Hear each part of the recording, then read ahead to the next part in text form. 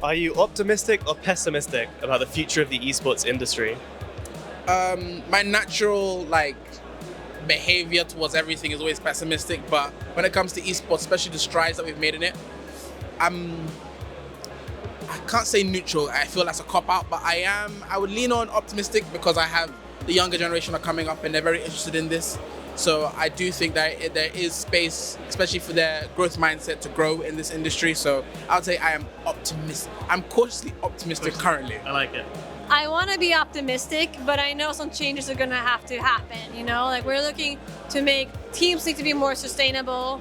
There has to be a way of figuring out how they can monetize the fans and the fan experience more, whether it's merch or whether it's in arenas. It was a little bit too early jumping the gun after the numbers of the pandemic, and now we're kind of seeing the kind of backlash that's coming from that, and the steel bath, as we say in Swedish, when a couple of companies ultimately has to fold for others to thrive and for the necessary involvement to happen. It's a incredibly vibrant global community. We're excited to be here. Obviously, Play Versus is a North American entity, but we see an incredible amount of potential here in the UK and globally as well. So we're super excited. I think the orgs are definitely in a place where it could go either way. It could go really vastly in one direction or the other. But in terms of the actual game development, I'm really optimistic. I think a lot of good things have come out of video game development now that could potentially create a really strong pro scene and then uplift these orgs, 100%. Every industry in the world right now is struggling, not just esports. I think it's a clear global, even maybe say the word recession.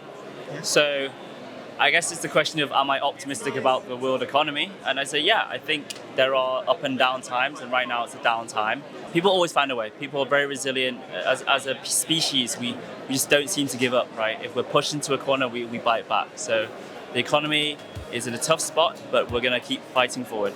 What would you say is a game that defines esports?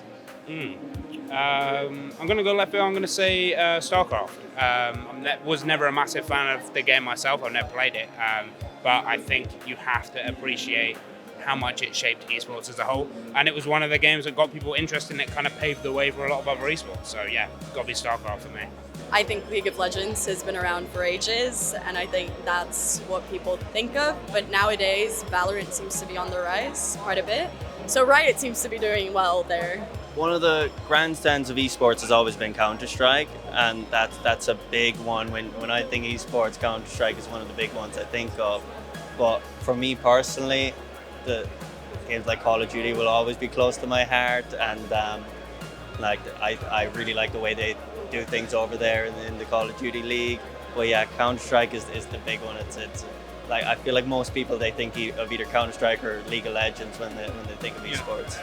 There's no such game that defines esports. I think esports is about having different games in the market, like CS, Dota, probably Valorant, League of Legends. So yeah, I think it's not just one game, but a lot of games, and those audiences, they come together and form the industry. So yeah.